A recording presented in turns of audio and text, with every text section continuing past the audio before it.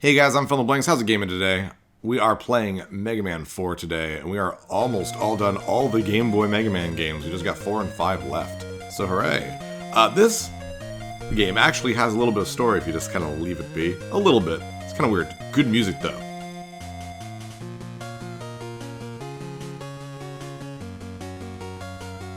It's really cool. And it's pretty much basic Mega Man story. Dr. Wily unleashes, 4 robot masters. See Ringman, Brightman, Toadman, and I think that was Pharaohman as well. I guess that would make sense because he wasn't in Mega Man 3, so. Ooh, seizures. Ooh. We got a lot of presentation in this game, but like gorgeous pixel work too. Like that's a great picture of Dr. Wily. And you get some pretty cool pictures of Mega Man as well. Which is kind of funny because like this is saying really nothing. Other than the fact that Dr. Wily is attacking again, because that's sort of what he does. It's very rare that they actually kind of mix up the story in a Mega Man game. I guess Mega Man 2 is the only one that tried something with the whole time skimmer thing and getting Quint. Though Mega Man 5 does have a fairly unique story for a Mega Man game, so that's pretty cool. There's Mega Man, there's Dr. Wily. Again, really great pixel art for the Game Boy. Very impressive. Shame this wasn't a Super Game Boy game. That would have been really cool. But the Mega Man 5 was a Super Game Boy game. It came out in time for it to be a Super Game Boy game, which is really cool. Which means I won't have to worry about colors next episode or next game. There's Ballad. He's the Mega Man killer of this game. So we had Anchor, Punk, and Ballad. Which is pretty cool. Mega Man, get on with it, man.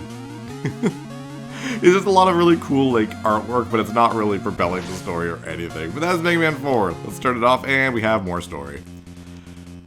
We got Dr. Light. Is it Dr. Light or Wright in this game? Because they really weren't good with that yet. Mega Man, Dr. Wily has sent his most powerful robots across the world. To combat them, I invented a new machine to make power items for you. But to make the items, we need to use special energy items called P-chips. Collect as many P-chips as you can and wing them back to the lab. The more chips you collect, the better the item I can make for you. Alright, maybe I do not care. Sorry about the Elmer Fudd voice, that is the Dr. Light voice in my opinion. Also, what a great, just a great level select screen. Like, this is better than anything the NES games have done. I mean, hell, this is anything better than almost every Mega Man game. Look at that, that's incredible. I love you can see where things are going to be, like where the level's going to be. It just looks amazing. But, let's go Toadman first, because he is Toadman and he's easy. Really cool intro screen. Just awesome. Mega Man 4 has a lot of style. Very cool. So yeah, this is Toadman stage. I can't even believe it gets the whole, like, splash of the rain, and even gets the wind effect down. Great job. I don't know if this is the same team that worked on Mega Man 3, but it really feels like it. And something that a lot of the Game Boy Mega Man games have, for some reason, has very, very mechanical-looking backgrounds, which is fine by me. So anyways, yeah, the P-chips are basically money.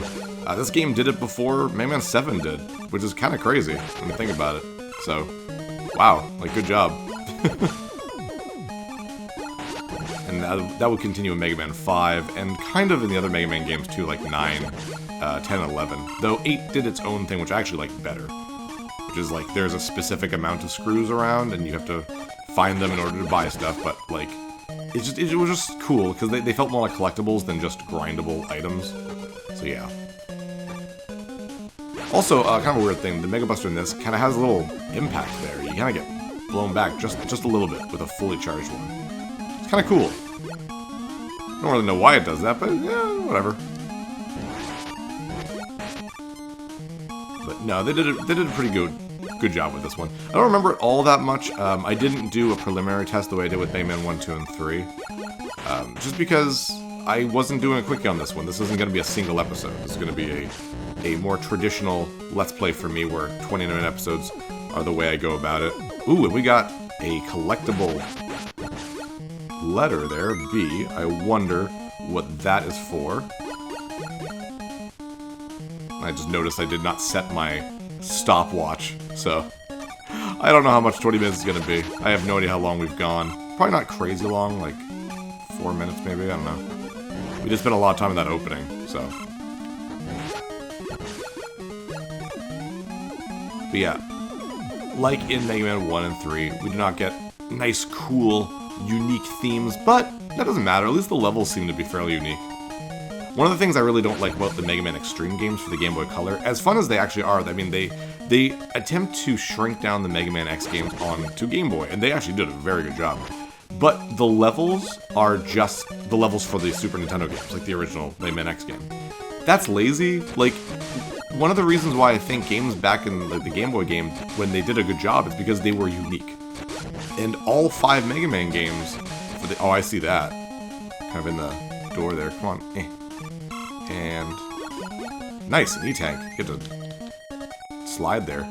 But yeah, it's its own unique game. While I find a lot of developers are just like, oh, let's just port the game to the Game Boy or the portable system of the day, and not do anything. Let's just port it. And I'm like, well, that's lame. I'd rather have a fully unique game if I'm gonna spend money. And I get it. It's like, well, you know, kids wanted Mega Man X for the Game Boy Color. It's like, yeah, I get it, but like, you couldn't at least make Cake over here. Couldn't make some really unique, fun things for it. You make a kind of a decently unique story, sure, but I don't know. I like it when they do this better. Then it's like its own game that, as a collector, I can get excited to collect for. But like, Mega Man Extreme's not fun or exciting to collect for, because you know what you're gonna get. Toadman's easy. If you hit him, I was a little slow on the start of the battle, but you can just do this. Oh, nope, too fast there.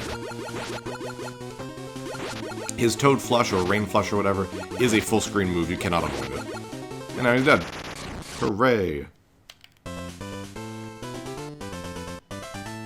Nice. See, the original music they do have in this game is actually really, really good. Like, really impressive. I don't remember what the weapon get. Yeah, that's a cool one. Though Mega Man does look constipated. But you do get the cool, you get to see what the weapon does thing. Again, like, I'm impressed with how good this kind of game for Game Boy is compared to the NES ones. Like, the NES ones are amazing, I love 5 and 6. But this one does a really good job of like, alright, let's try something new. You know, like, let's show them what the move does, let's do some quality of life stuff. And I find that the NES ones didn't quite do that. Onto Brightman. Just like all the other Mega Man games, you can follow basically the same structure as the NES Mega Man games. So it's Toadman, Brightman, Pharaohman, Ringman. So but we have Rush Coil. Sorry, noise. I love Brightman's theme. It's so pleasant. Yeah. And the one thing I'll say to this game, and maybe it's not this game's fault because I think it's trying to emulate the graphics of the NES version, but I don't like how so much of this game looks very mechanical. Like, if this level didn't have the kind of glowy tubes, I guess you had the 100 watts thing, and you were in a room in Toadman's stage where there was no water, you wouldn't really be able to tell the difference between the two. And in the original games, like, there was a massive difference. Now it's like, hell, I mean, if you change the music, this could look like a Wily level. Because it's just generic mechanical ideas, you know what I mean? Oh, this at least is cool and different. I don't think that was even in the, in the original NES version. So that's kind of cool. I like when they do anything different, you know what I mean? Like, try out something new. It makes a big deal to me. I don't remember this game being as hard as 3. I remember 3 being the hardest, so not saying we're going to have a really easy, pleasant trip through this game, but I mean, we'll have a good time. To be honest, if I have to get a couple game overs, it's really not a big deal, because I'm working on regular 20-minute episodes instead of the whole quickie idea. Uh-oh, what do I do here? Do I have to go underneath? Oh shit, can I even do that anymore?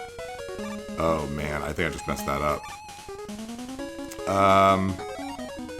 Crap, I think I've really screwed up. Wow, it won't kick me off. That was very nice of you. Thank you, weird robot thing. Come back up now, please. It'd be easier if you could go over the barrier, or the ground thing I was on. Platform, that's what they're called. Phil, a little lost for words. Please give me light. Thank you. But it's always fun to get some unique things. And we saw that there was collectibles from Toadman's stage. That means we definitely want to try to find all of it.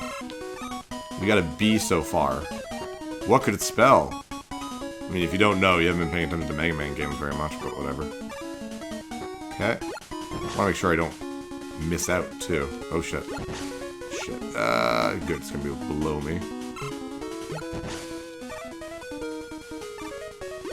Oof. You're in weird spots aimed at getting me killed. Which, I mean, makes sense. Good job, Dr. Wily, for your enemy placement. Nice. Ooh, how did that not hit me? Well, that one hit me. That's fine. Oh, I really thought I'd be able to hit him from within him, but I projected my arm cannon a little too ahead. Too far ahead. Come on. Ah, damn. Too tall. It's funny because they shrink some of the robot... not the Robot Masters, but some of the enemies. Which kind of makes sense, because some of the enemies in the original Mega Man games are fairly big for an NES game. Ooh, that could have been really bad, but turned out not that poorly. Just gonna have to withhold myself and just kind of make it through, even though I'm getting hit. There we go. That thing's gonna catch up with me. How do I get this? There we go. Oh, that's pretty easy. I just thought there would be a platform or something, so... But we got B and E. Now, if you really don't know what it is, then I can't even help you anymore, man. You can come back? Yes. Shit. I still got it. We're good. We're good. At the end of the level, this feels like a fairly long level. It's not like a bad thing. Just kind of surprised. Shit. Oh, good. Yeah. Oh, no pit there. It certainly looks like one. Oh, I'm like close to dead. I didn't even notice. One thing, by the way, that I got, you can go to next, and you can see kind of what you can get, and you get mini E-tanks. I've gotten a mini E-tank in this level, and if you get 4 of them, it forms one big E-tank. It's kind of cool. I like that a lot. I'm gonna die, probably on purpose. I mean, we've got enough lives, so it doesn't really matter. Bam. Oh shit. Nope. Oh, and now I'm dead. Yep. The thing about Brightman is, like, he sucks. You can avoid his shots all you want, but his body is what does, like, the most damage. But we got Rain Flush, so pretty much we just gotta use it over and over again. You can't avoid it, so... Damn. Come on, keep jumping. Nope. Shit. Oh, well, I'd rather get hit by his thing. I probably shouldn't jump when he uses his time stop, just because I'd rather get hit by his pellets. They do way less damage, so... Brightman, though, what you can do... I wasn't doing it because I'm dumb, I don't know exactly what it is. He'll only use his time stop thing, excuse me, when he hits specific points of his life bar, and if you skip over the amount that he's supposed to use it on, he won't use it. So... if you know how much, like, a little blips on his life bar he's supposed to have when he uses it, then there you go. You know, you can skip it. I kind of wish they had enemies moving around there so you can see that the time stopper stops time. So, alright, Pharaoh Man. Alright. Pharaoh Man's always been a really cool one. But I'll admit, Mega Man 4's Robot Masters are very weird. Ring Man, Pharaoh Man, Skull Man. It's just odd. Pharaoh Man, in the comics, I guess, I think in the canon of the games, too, they made make sense. He's like an archaeological robot. I'm like, okay, that makes sense. And I guess, so is Skull Man? His level in the NES game has a lot of, like, dinosaur bones. Is he, like, a paleontology robot? I honestly don't know. Because, like, unless he, like, works at the morgue or something, I don't know. It's a weird idea for a robot master. I hate the quicksand stuff. It sucks. Oh, nice. Skip over that. Is there anything over here? No. In the original NES game, you can go over here and find, I think it's either the balloon or the coil. I always forget. Or not the coil, the... whatever it's called. Bionic Commando arm. The Wire, that's what it's called. Question of the day. Have you ever watched The Wire? The TV show? I've actually never watched it. Heard it's good. I have no idea what it's about. I did at one point. I did work at Blockbuster back when that was open. It was fairly popular back then. We had episodes of it to rent. Nice. And down we go. It was weird at Blockbuster. We used to rent, like I said, we used to rent episodes of TV series. So when we get like a DVD of a television season, we'd rent out each disc by itself. We also, like, the company wouldn't always pay attention, so you'd have to make sure that, like, well, the last disc only has one episode and the rest is bonus features. So that one should just, you know, when you rent the second to last disc, it'll just come with it, because that shouldn't be its own rental. That would piss me off as a customer if I was like, really? Like, I paid whatever amount of money for one episode and I don't care about bonus features. So, whatever. But the problem is obviously it's Blockbuster, which means, you know, a video rental store, which means people don't always bring everything back. And that's super frustrating when, after a while, you're trying to get rid of inventory. You have, like, 3 of the 4 discs needed to make a full season, and we'd still have to try to sell it. That's the worst part. So, people are always like, oh, well, I mean, no one wonders why Blockbuster went out of business, but, like, working there and seeing everything, they made weird decisions. And not every decision they made was bad. Like, they clearly had some good ideas. Obviously, the worst idea was that they just turned down, I think it was Microsoft that was like, hey, let's make Netflix for Canada, before Netflix was in Canada. They were like, no, I'm Canadian. That's why I'm talking about Canadian Blockbuster. I don't know what happened with the American Blockbuster. They're just friggin' idiots. But yeah, that was the big dumb idea. But other things, like, it's not a good business model. Like, a new movie would come out, like the big popular movie would come out. Like let's say, I mean, we were closed in 2011, so by that point the MCU wasn't the biggest thing in the world. Let's just use Avengers, for example. When Avengers first came out, I think we were closed at that point, but whatever, we're gonna use it anyways. We would get like 200 to 250 copies of that movie, because, you know, it's gonna rent like crazy. So the first week of its release, it was just unbelievably popular and making us a lot of money. But the next week, everyone's seen it. So we now, oh geez, can I use Rush Gel on these things? Or Rush Coil on these things? I can, okay, good. Give me 1 second, guys. Okay. Nice. But I got it, that's what matters. Anyways, so the week after, everyone had seen it, so we'd have to get rid of the inventory. So we'd move like 180 of them to previously played movies or whatever, previously enjoyed movies. I think we called it PRP, it was previously rented product. But basically it was used, and people could buy it, obviously. But the problem is like, the amount we'd get for it wouldn't be, that people would pay for it, wouldn't be that much cheaper than if they just bought it brand new. So, like, it was ridiculous. So, I don't know. It's one of those things where, like, each movie, each copy of the movie, you'd have to rent, like, 3 or 4 times for it to have made any money. So, to get, like, 250 copies of a movie, and then just try to get rid of them, like, you're not making any money at that point. So, it's even worse with games, because games are expensive. They're $80 here, and I'm not even trying for that. Oh shit. Okay, whew, I thought I wasn't gonna make that.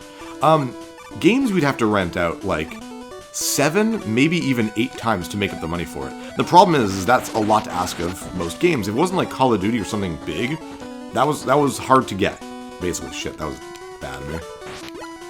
Come on, slow down. Holy nuts, so much slow down. It's a Game Boy game though, and we wouldn't make our money back on most video games, so that's why they had to be like kids games, ones that parents would rent a lot for their kids. So stuff like that. I don't know. Working at a Blockbuster really changed how I looked at a lot of things. So when you see like a company not doing what you think might be best for the customer, keep in mind that they might have painted themselves, unfortunately, into a shitty business plan or industry. It's the same with like video game stores and stuff. People are like, oh, well, their used games are so expensive. Yeah, but I mean, when you give out, like, I'm gonna give an example. Games that come out, they're $80. And if you trade them in at, like, let's say EB Games, you get $50 within the first month. So in other words, you paid $30 plus tax. People still complain though. Oh, I want more for my game. Well, then sell it yourself. Like, $50 is pretty good. Then EB Games sells it for whatever, like $60-something. People are like, well, that's too much for a used game. Well, they gotta make their money, guys. If they buy it for $50 from you and then sell it for $66, they've only made $16. So people, I don't know. Now I'm just getting on this whole thing. Anyways, guys, that was a lot of fun. Let's go to Right Lab first. Right. It's right in this game. It's supposed to be Dr. Light. Oh, translation. Oh, you have to actually press. You have to like press something to make him talk.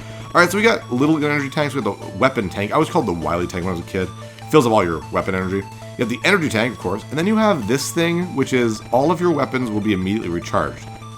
But, oh, I'll charge your weapons right now. I mean, well, obviously, they recharge after every level, so I don't get the point of this. You get life, and you get the energy balancer. Energy balancer is really cool. It's probably what you want. It's like 200, I think. Let's see. 150. That's not bad. Basically, every time you pick up an energy capsule or whatever, and you don't have something equipped, it'll go right to the thing that needs it the most. I love that. Good idea. And then a super tank. Is it called a super tank? I don't know. It's weapons and health, which is really cool. Obviously, we don't have enough for anything like that, so yeah, okay, we're gonna leave. Anyways, guys, that's enough for this episode. Next episode, we're gonna fight Ring Man, and then probably head on to the first part of the Dr. Wily stage. So hooray! And I'll see you guys next time for more Mega Man 4. See you guys next level. Hey, thanks for watching. If you liked this episode, click that subscribe button and hit the bell icon to know when the next episode is up. If you want to support my channel, share some videos with some friends and consider supporting me on Patreon.